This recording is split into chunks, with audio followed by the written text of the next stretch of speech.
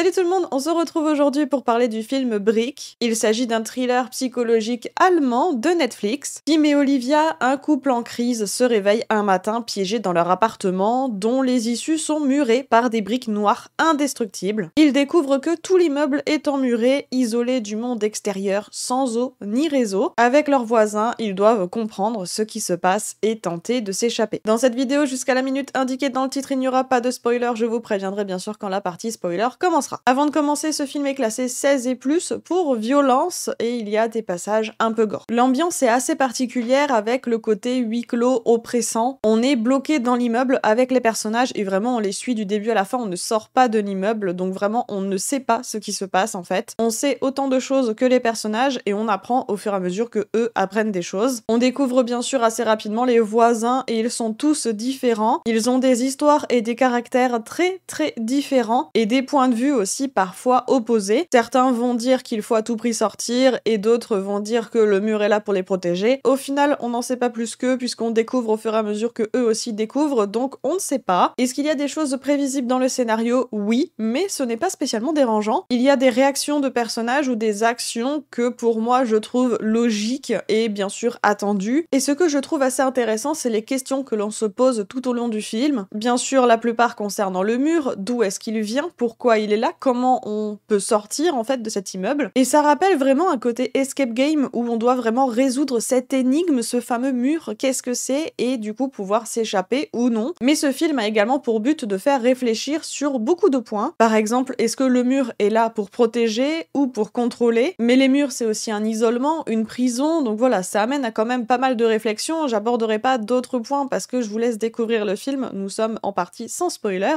Mais rien que les murs du coup peuvent amener à beaucoup de réflexion. Donc on peut passer un super bon moment juste en regardant l'histoire, les personnages qui essayent de sortir, de résoudre cette sorte d'escape game, mais on peut aussi essayer d'analyser tout ce film et de voir tous les points de réflexion qui sont disséminés un peu partout. Mais en tout cas, dans tous les cas, on peut passer un super bon moment devant ce film. En tout cas, ça a été mon cas, j'ai globalement apprécié mon visionnage et je suis plutôt contente d'avoir découvert ce film. On va maintenant passer en partie spoiler, donc si vous n'avez pas vu le film Brick, eh bien vous risquez d'être spoilé. Un point qui me dérange assez souvent, c'est la temporalité. Quand il n'y en a pas, ça me dérange. Voilà, c'est comme ça, je suis comme ça, j'ai beaucoup de mal avec ça. Et là, dans ce film, il n'y a pas de temporalité, on ne sait pas combien de temps ils sont restés entre l'apparition du mur et le moment où ils ont réussi à s'échapper. Et on n'a pas le côté préservation des ressources, on a au tout début le couple qui découvre qu'ils n'ont pas d'eau et qu'ils n'ont pas de bouteilles pleines, en fait ils ont que des bouteilles d'eau vides. Du coup, ils savent qu'ils n'ont pas d'eau, donc on a ce petit aspect ressources, mais qui est très vite oublié, très vite passé à la trappe, puisque la mission c'est de sortir, point, et c'est tout. Du coup, c'est assez difficile d'imaginer la temporalité, de savoir combien de temps ils sont restés enfermés, puisqu'on n'a pas en fait ce côté ressources qui s'épuisent, même si j'imagine qu'il ne s'est pas passé énormément de temps. Après, ils cassent quand même des murs et des sols, donc ça prend pas 5 minutes non plus, mais c'est pas hyper long non plus. Donc c'est vrai que j'imagine que globalement, ils ont mis quelques heures, peut-être pas non plus plusieurs jours, mais au moins quelques heures à sortir de ce bâtiment. Ils sont allés globalement plutôt vite. Et d'un autre côté, j'aime bien l'idée que comme on est bloqué avec eux, si eux n'ont pas de temporalité, nous non plus. Mais le petit détail que j'aurais vraiment adoré, c'est quand ils sortent, ils sont dans leur voiture et on entend la radio. Et je m'attendais à entendre l'information de cela fait maintenant X heures que la ville est emmurée. Et juste ce petit détail, c'est vrai que j'aurais adoré. Après, on a le gars qui survit à plusieurs balles à bout portant. Bon allez, on passe à autre chose. Sinon, globalement, il y a des choses que j'avais vu venir. Déjà, les balles qui rebondissent sur les murs, bon, ils rebondissent pas vraiment, mais l'idée est là. Et au final, ça touche le vieil homme, et c'est comme ça qu'il décède. La femme aussi qui passe le bras dans le mur, alors à partir de ce moment-là, je savais très bien que c'était foutu pour elle. Surtout qu'on avait vu le proprio qui n'avait plus de main, donc à partir du moment où la femme a touché le mur, je savais que c'était foutu. Et je m'attendais du coup qu'à la fin, il ne reste que le couple. Et le fait que j'ai vu venir tout ça à des kilomètres n'est pas dérangeant, ce n'est pas un point négatif pour moi, puisque ce qui est vraiment intéressant, c'est le mur, qu'est-ce que c'est,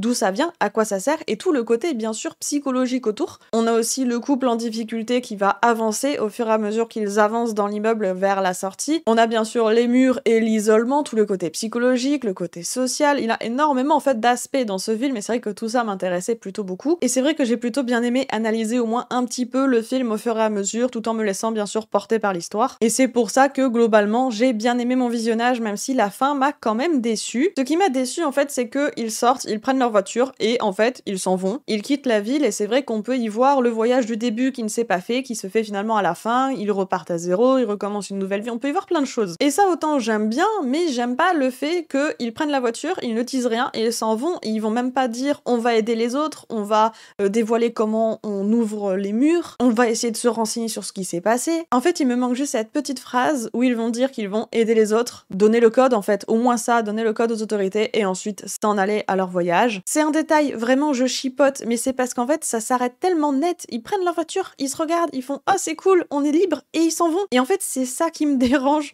c'est que du coup ça s'arrête tout de suite net et c'est comme ça. Mais vraiment, je chipote parce que dans l'ensemble, j'ai vraiment bien aimé ce film. J'ai passé un super bon moment, j'ai bien aimé le déroulé de l'histoire. Il y a quelques petits défauts, c'est pas un coup de cœur, mais globalement, j'ai vraiment bien aimé ce film. Bref, je vais m'arrêter là. N'hésitez pas à me dire en commentaire ce que vous avez pensé de ce film. N'hésitez pas non plus à mettre un petit pouce en l'air, ça aide énormément la chaîne, à vous abonner. Et sur ce, je vous dis à bientôt pour une prochaine vidéo. Ciao!